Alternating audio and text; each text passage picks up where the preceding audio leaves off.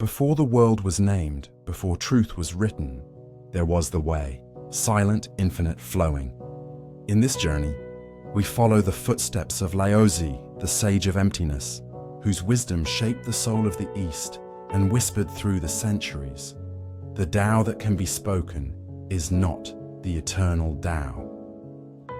This is not just a story, it's a reflection, a path to understanding stillness, humility, and the beauty of letting go. So before we begin, take a breath, let go of the noise, and if you find value in this journey, remember to like, subscribe, and walk with us again through the great minds that shaped humanity.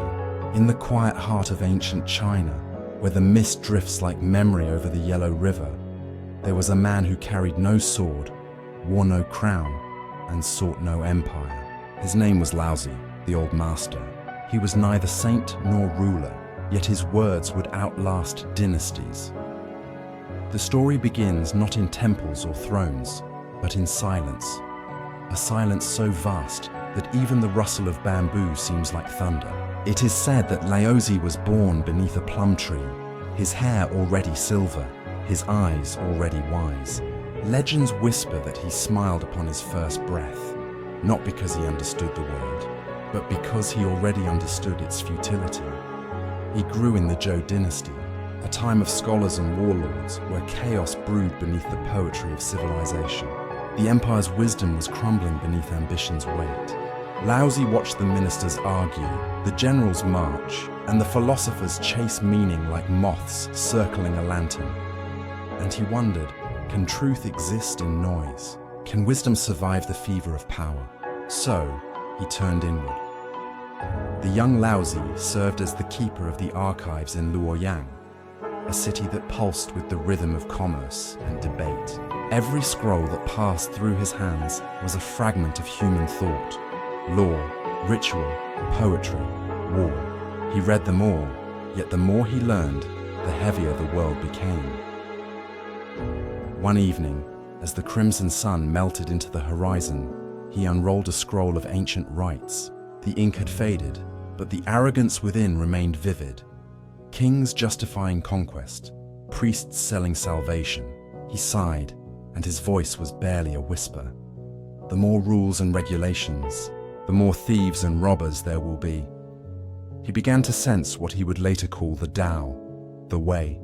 Not a god, not a doctrine, but an invisible harmony that flows beneath all things. It is the river that bends without breaking, the bamboo that yields yet never snaps. In this understanding, Laozi found his awakening, not through revelation, but through return.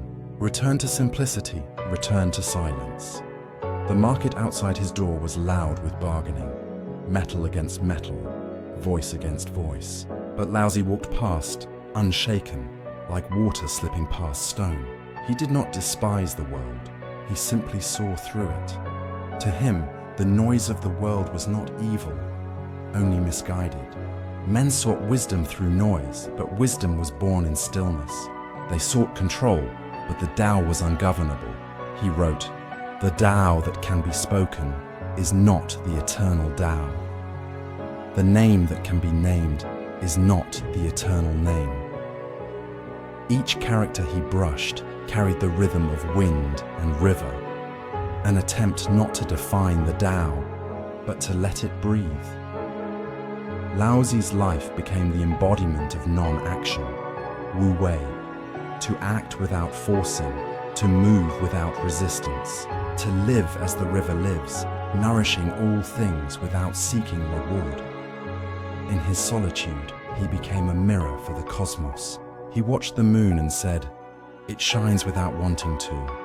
He watched the seed sprout and said, "It grows because it does not try." He began to see that every attempt to control the world only pulled one further from harmony. And so, his silence deepened, yet silence is never empty. It is full of listening, full of truth. In that stillness, he saw how men's hearts were bound by their own desires. They built cities yet lost peace. They mastered words yet forgot meaning. They praised virtue yet became proud of their praise. When the Tao is lost, there is goodness. When goodness is lost, there is morality. When morality is lost, there is ritual. Laozi saw that each layer of civilization, while shining on the surface, buried the natural rhythm of existence beneath. He was not against progress. He was against forgetting. And so he withdrew further, not into isolation, but into observation. He wandered along the rivers of the West, carrying nothing but a simple robe, a walking stick, and his thoughts. To the villages he passed, he was a quiet old man with kind eyes. To those who listened, he was a teacher of paradox. He said, "To know that you do not know is the best."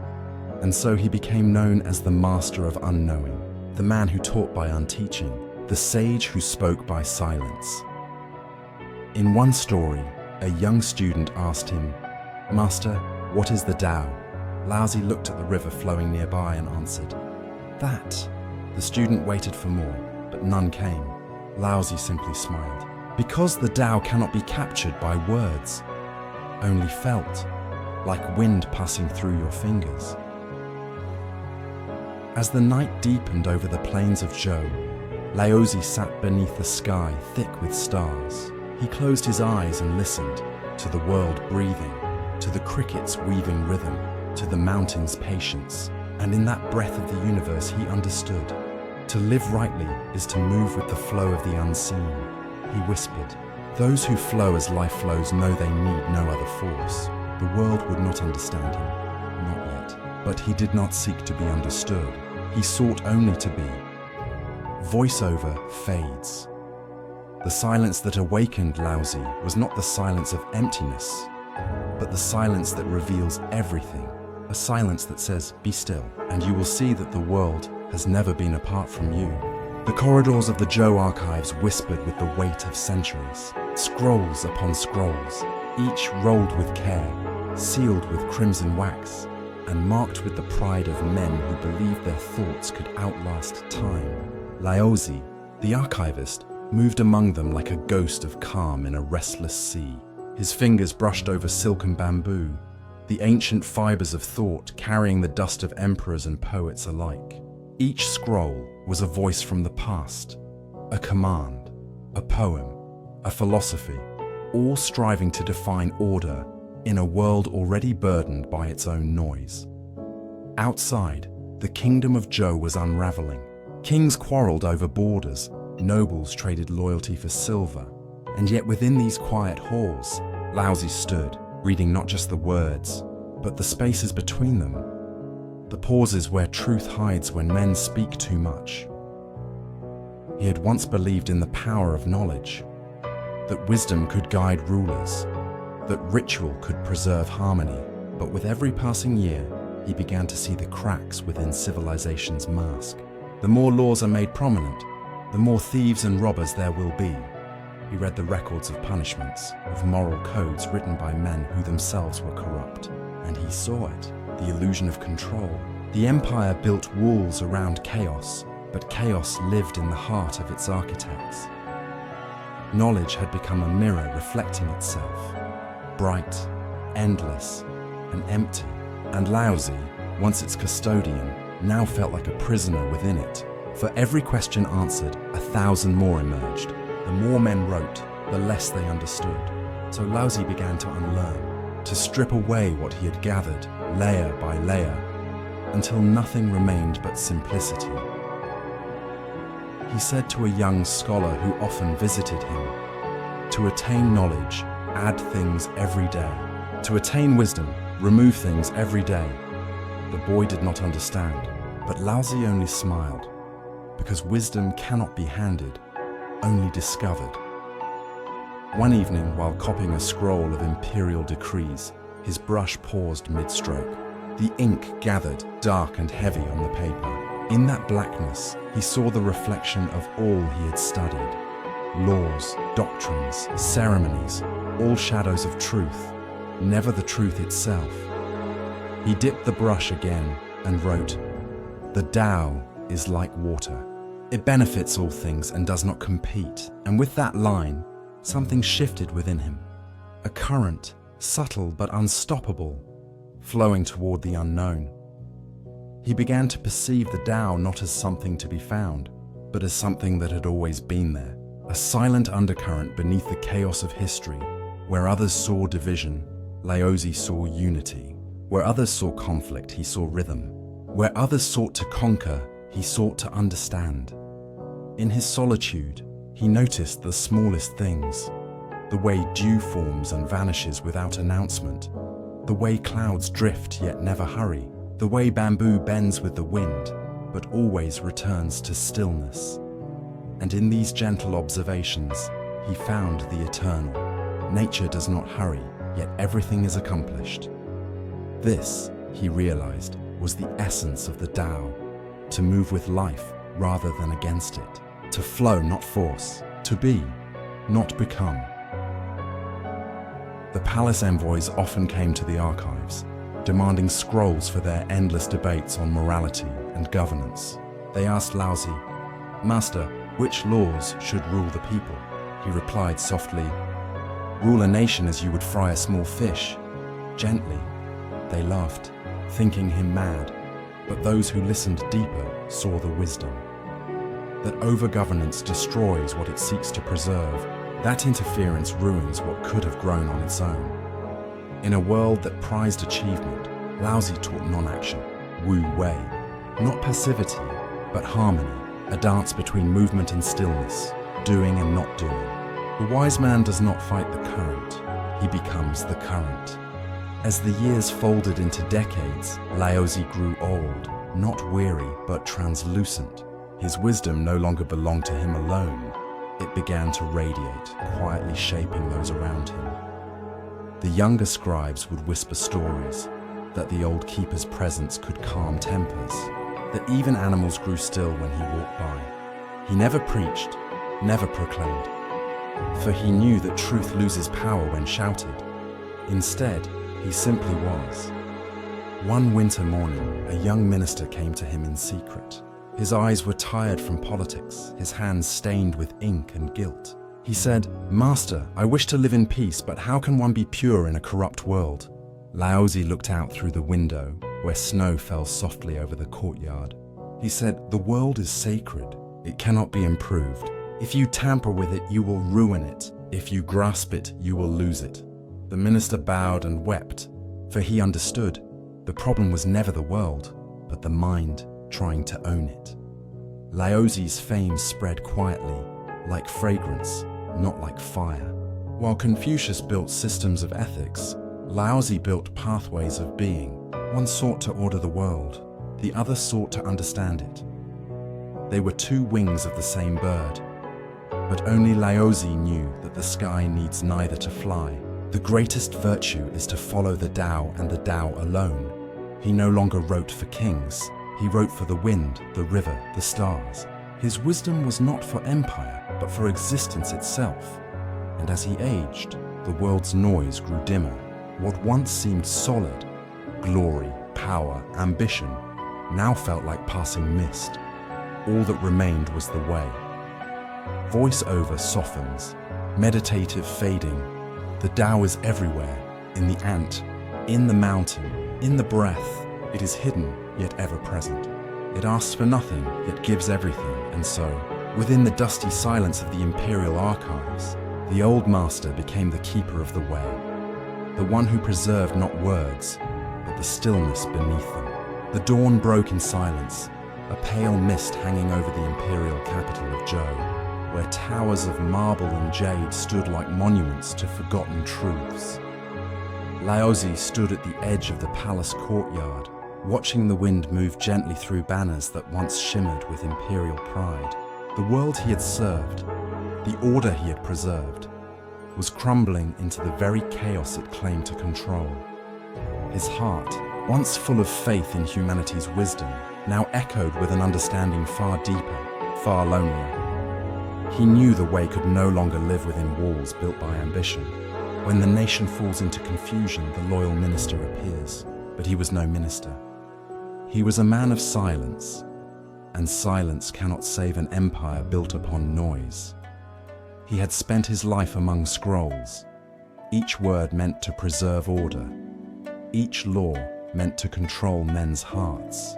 But no law could tame desire, no doctrine could cure pride. The Tao had shown him this truth, that control is the root of chaos, and that to hold too tightly is to lose everything, and so Laozi decided to leave. The decision came not as an impulse, but as a slow, inevitable unfolding, like a river realizing it must meet the sea. He packed nothing but his robes and a handful of scrolls, not writings of men, but blank ones, symbols of the unspoken wisdom he had yet to write. The court officials came to bid him farewell. Some begged him to stay, for they feared that his departure would mark the end of wisdom in the land. But Laozi simply bowed and said, "Those who know do not speak. Those who speak do not know." He smiled faintly, for he knew that his leaving was not an end. It was the beginning of the way's true journey. He left the palace under a veil of dawn. The sound of his sandals against stone echoed like a heartbeat through the empty corridors. Behind him lay the history of men. Before him, the endless openness of the unknown. As he stepped beyond the city gates, the sun rose behind him, casting a long shadow that stretched toward the past. He did not look back. The road westward was quiet, dust rising from his feet, the horizon stretching infinitely before him. Villages passed like dreams. Peasants bowed to him, thinking he was a wandering monk. Children laughed and ran alongside him, their joy untouched by the worries of kings. He envied them. In their unknowing, they were closer to the Tao than the scholars of the court. In the pursuit of knowledge, every day something is added. In the pursuit of the way, every day something is dropped. Each step stripped away another layer of what he once was. The scholar, the archivist, the servant of kings. He became lighter, freer, nearer to the essence of things. The wind carried no ambition. The river made no demands. Nature simply was. He walked for days without speaking. Words had become too heavy. Only silence could hold the vastness he now felt within. He began to see that every blade of grass, every fluttering leaf, was teaching him something. Humility, surrender, and the eternal rhythm of change. The Tao was not a path. It was the space through which all paths moved. And as he walked deeper into the western lands, his thoughts grew fewer, his breath steadier. He was dissolving, not dying, but becoming part of the endless unfolding. When I let go of what I am, I become what I might be. The words came to him not as thought, but as awakening. He realized the folly of trying to define the Tao. For to define it is to lose it. The way cannot be captured. It can only be lived. He crossed rivers by fallen logs, slept beneath trees whose leaves whispered the secrets of the cosmos. The stars above were not distant gods. They were companions, silent witnesses to the unity of all things. One night, by the banks of the Yellow River, a wandering musician approached. The man carried a broken lute and a voice roughened by the wind. He asked Laozi, "Old One, what do you seek in these desolate lands?" Laozi replied, "Nothing," the man laughed. "Then you will surely find it." They shared silence until dawn. The musician played a tune, uneven, fragile, yet deeply alive. It was not harmony or chaos. It was both, and in that imperfect song, Laozi heard the pulse of the Tao. True perfection seems imperfect, yet it is perfectly complete. When he awoke the next morning, the musician was gone. Only the echo of his melody remained, blending with the sound of the river. Weeks turned into months. He wandered through valleys, slept among mountains, spoke only when silence demanded words. And with every mile westward, he grew closer to something he could not name. The burden of intellect had dissolved. The self had become transparent. He was no longer a man seeking truth. He was truth seeking nothing. At last, he reached the Western Pass, a solitary gate between civilization and the wilderness beyond.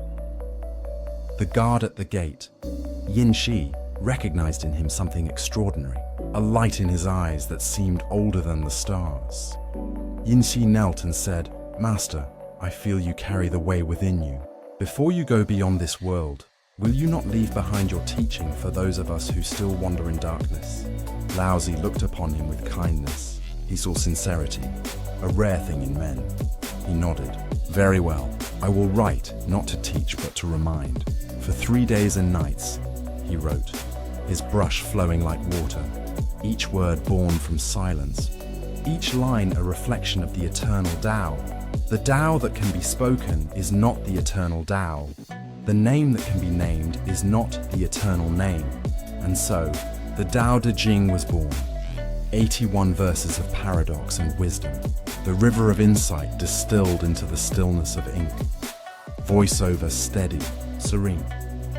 When he finished, he handed the scroll to Yinxi and said, "Now the way belongs to no one and to everyone." Then, without another word, he turned his back to the world of men and disappeared into the mountains. Some say he became immortal. Others say he simply became one with the wind. No one truly knows, for the Tao does not reveal its end. The softest thing in the world overcomes the hardest thing in the world. And so, the man who once guarded the knowledge of kings became the guardian of silence.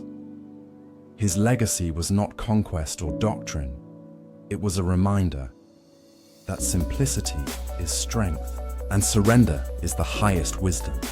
As the centuries passed, his name became legend, but his message remained, whispered in the rustling of trees, in the flowing of rivers, in the quiet space between every heartbeat. For the way does not belong to time, and Laozi had merely shown us how to listen. The mountains loomed vast before him, ancient and still, as if carved by silence itself.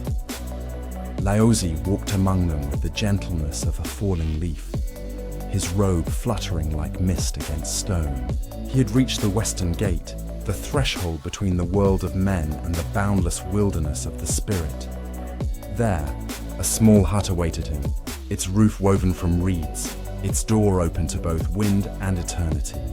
Within stood Yinxi, the keeper of the gate, his eyes bright with reverence and longing. Voice over, soft, meditative. They say the way reveals itself only to those who stop seeking it. And yet, in that moment, the way chose to speak. Through the hand of an old man, through the ink that flowed like water, through the stillness that trembled into words. Yinxi bowed deeply. "Master, I have guarded this gate for many years, yet none have crossed it as lightly as you.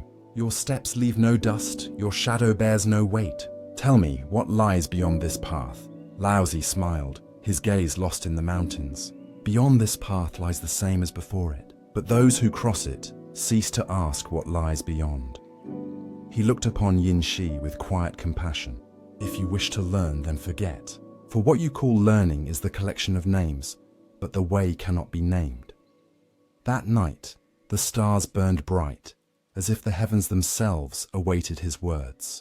Laozi sat before an unrolled scroll, his brush poised above it, hesitant not out of doubt, but out of reverence.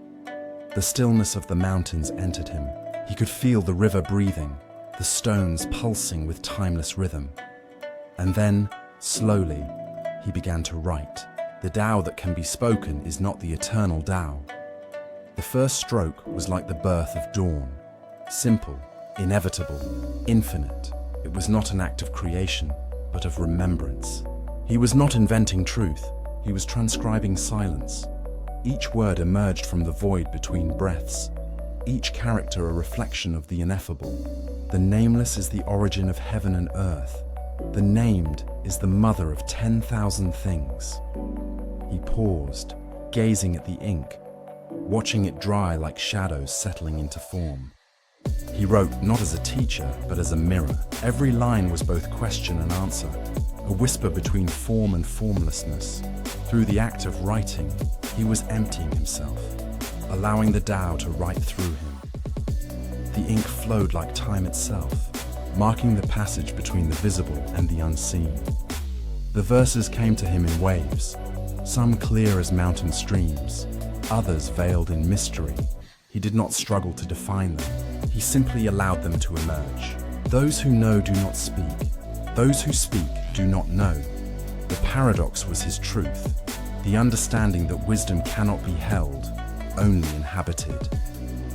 As he wrote, he realized that language was both bridge and barrier. Words pointed toward the way, but never contained it. To name something was to separate it from the whole, and yet without names, nothing could be shared. He smiled. Such is the dance of the Tao, to express what cannot be said, to reveal by concealing. Yin Shi watched in awe. Master, how can the world understand what you write when even I cannot grasp its meaning? Laozi replied gently, the Tao is not to be understood, it is to be lived. A farmer who tends the soil with patience knows it more than a scholar who studies the heavens. He looked up, his eyes soft with light. When the heart is still, the way reveals itself, but when the mind seeks it, it hides. Outside, a storm was forming, thunder murmuring in the distance, wind shaking the bamboo roof. But inside the hut, there was only peace. Every stroke of the brush seemed to calm the heavens. Every pause seemed to silence the wind. He wrote of Wu Wei, effortless action, the art of doing without doing. He wrote of the sage who leads by following, who conquers by yielding, who possesses all by possessing nothing. The highest good is like water, which benefits all things and does not contend. He dipped the brush once more, his hand steady, his breath slow. Each line was a ripple across eternity. He saw that the Tao was not distant. It flowed through every being, through the laughter of children, the fall of rain, the decay of leaves. To follow the Tao was not to retreat from life, but to dwell within it completely. To return to the root is to find peace. To find peace is to fulfill destiny. The night deepened, candles burned low, the air smelled of ink and rain. He wrote until the horizon began to glow with the first light of dawn. When at last he finished the 81st verse, he sat in silence, watching the ink dry like the setting of an age. The scroll lay before him, a river of meaning flowing endlessly across its length. He did not feel pride or sorrow. He simply felt the stillness of being, the serenity of something both completed and eternal. He handed the scroll to Yin Shi. Guard this not as truth, he said, but as a mirror. Those who seek wisdom will see their own reflection within it. He departed as quietly as he arrived. No disciples followed him. No temple was built in his name, but his words endured, traveling across centuries, across empires, across hearts. The Tao became a living current, flowing through the veins of every seeker who learned to listen. Man follows the earth follows heaven, heaven follows the Tao follows what is natural. And so, Laozi vanished beyond the Western Gate, leaving behind not commandments, but whispers. Verses that dance between breath and eternity. In every silence that follows a storm, in every truth that resists words, his spirit remains, a reminder that the greatest teacher is the quiet within. The dawn was pale and quiet, mist hung low over the mountains, and the earth smelled of rain and pine. Laozi stood before the Western Gate once more, his figure small against the immensity of stone and sky. In his hand, he carried nothing, not scroll, not staff, not burden, only the calm of a man who had become his own silence. Behind him, Yin Shi held the Tao Te Ching, the ink barely dry, its verses still trembling with the breath of the universe. And so, the sage came to the end of his road, not as a conqueror returning home, but as a ripple merging back into the sea. He had taught that the Tao was nameless, that the highest wisdom was to let go. Now, he would live his teaching, not through words, but through disappearance. The wind stirred gently, lifting his robe like a wave of white cloud. Yin Shi bowed deeply, his voice breaking with reverence. Master, where will you go? The world needs your light. Laozi smiled faintly. The world has its own light, he said. I am but a shadow showing where it falls. He turned his gaze to the horizon, a line between earth and eternity. When the time comes for the sage to leave, he leaves without a trace. The Tao does not cling to form. They say that as he stepped beyond the gate, the mist thickened until it swallowed him whole. One moment he was there, the next he was gone, like a breath exhaled by the mountains themselves. No one saw where he went, nor did anyone follow. It was as if the Tao had reclaimed its voice, drawing it back into stillness. Some say he traveled west, beyond the known lands, to live among the immortals, a realm where sages become stars and silence becomes song. Others believe he became the wind, a whisper in the bamboo, a murmur in the river, a pulse in the heart of all things. Perhaps both are true, perhaps neither, for Laozi's greatest lesson was this: truth is not to be possessed, only experienced. Centuries passed, empires rose and fell. The ink of the Tao Te Ching faded, yet its words endured, copied by monks, recited by poets, meditated upon by emperors and hermits alike. Wherever men built walls, his verses whispered of yielding.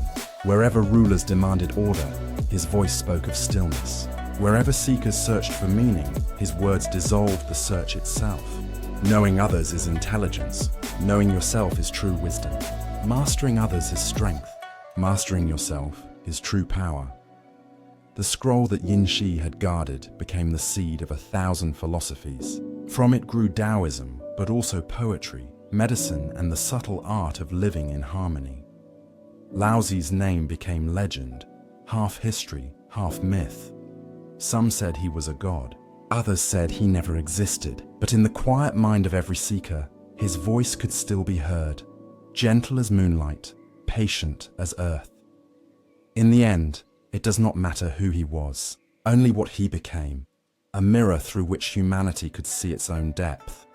For every generation, he returns, not in body, but in understanding.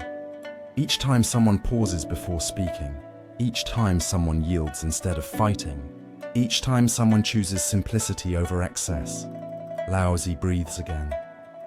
Nature does not hurry, yet everything is accomplished. The soft overcomes the hard. The weak overcomes the strong. When I let go of what I am, I become what I might be. The world, it seems, still walks his path, whether it knows his name or not. Laozi's disappearance was not an ending, but a continuation of the way itself. The Tao does not vanish, it transforms. It leaves no footprints, yet fills the whole sky. In this vanishing, there was no loss, only return. Return to the source. Return to the silence before names. Return to the breath before thought. Every life moves towards such a gate. Some reach it through struggle, others through surrender. But those who find peace before the gate, they are never lost. Laozi's journey reminds us, to know the way, we must forget the path. To hold truth, we must let go of words. To find ourselves, we must vanish from ourselves. He did not die. He did not stay. He became the movement between both, the breath between worlds. And in that breath, the Tao continues, flowing, eternal, unseen. The sage does not accumulate. The more he helps others, the more he gains. The more he gives, the more he has. Thus ends the journey of Laozi, the man who taught that wisdom is not found in striving, but in stillness. In every pause between words, in every act of yielding, his spirit remains, not as memory, but as presence. And if you listen closely, in the quiet between your own thoughts, you may hear it too, the soft whisper of the way, guiding you home. Time moves like a quiet river, flowing without resistance, shaping the stones it passes, never asking permission. So too does the wisdom of Laozi. 2.5 millennia later, his voice, written in less than 5,000 characters, still echoes like wind in a bamboo forest. The Tao Te Ching, once whispered between sages and scholars, has crossed oceans, languages, and centuries, entering the heart of human thought. Visual suggestion, an ancient scroll slowly unrolling, its calligraphy glowing like faint firelight, morphing into printed pages in multiple languages.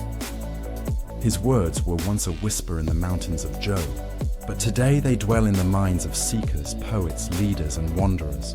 Wherever there is unrest, his silence speaks. Wherever there is confusion, his simplicity heals.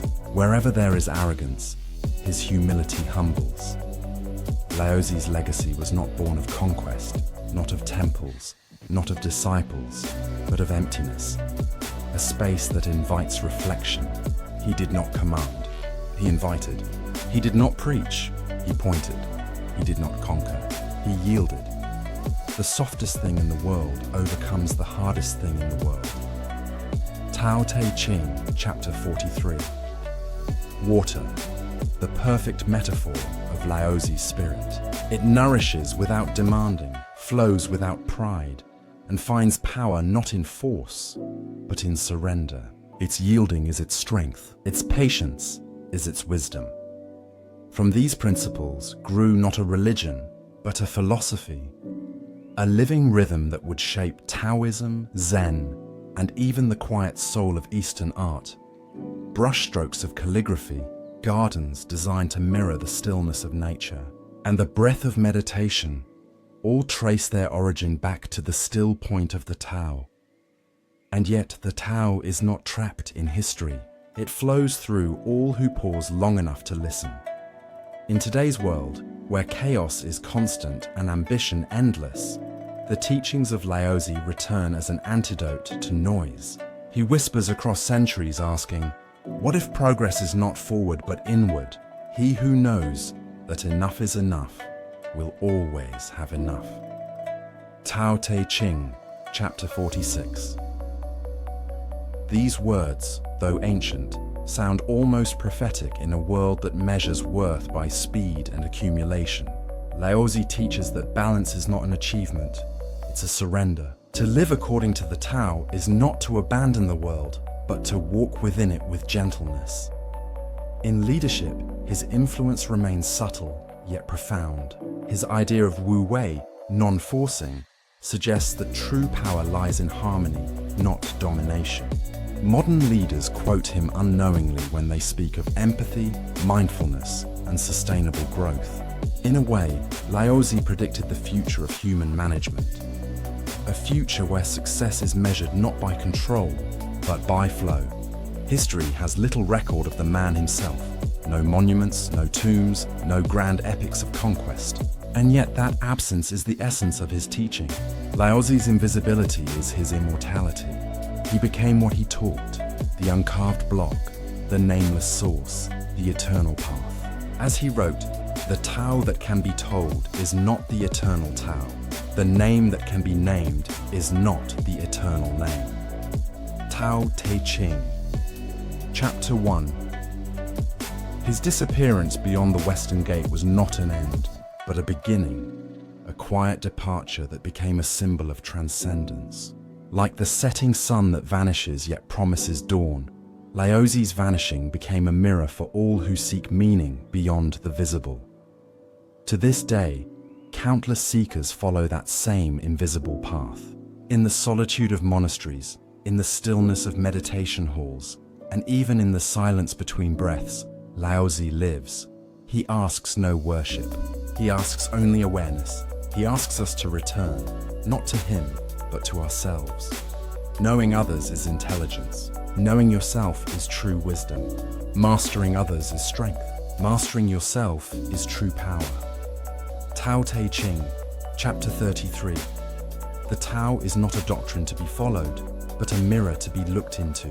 It is the quiet observer behind every thought, the stillness beneath every storm. It does not command and it reveals. It does not persuade. It reminds. And when humanity forgets itself, when progress blinds compassion, and knowledge outpaces wisdom, the Tao returns, not as thunder, but as the faint sound of wind through bamboo, calling us home. This is Laozi's final gift, The realization that truth is not found in motion, but in stillness. To know the Tao is to return to simplicity, to let go of the burden of becoming and simply be. Laozi never sought followers. He sought harmony, and in that humble wish, he transcended time. His Tao Te Ching, written sometime between the 6th and 4th century BCE, remains one of the most translated works in human history, inspiring not only Eastern philosophy, but Western thought, environmental ethics, and spiritual psychology. The world continues to chase, but the Tao continues to flow. And those who listen, truly listen, will find that the same path Laozi walked still runs quietly beneath our feet. The Tao is eternal, nameless, and ever returning. From the dust of history, his words still breathe. Be still. Let your heart settle. Laozi's journey reminds us that wisdom does not come from power or possession, but from knowing when to stop, when to yield, and when to simply be. As his form vanished beyond the Western Gate, the world was never the same. For though the man disappeared, the way remained. And so, we too must learn, not to chase truth, but to become it. If this story touched your soul, give it a like. Share it with those who seek meaning, and subscribe to this channel for more journeys into the wisdom of the ages. He who knows others is wise. He who knows himself is enlightened. Laozi.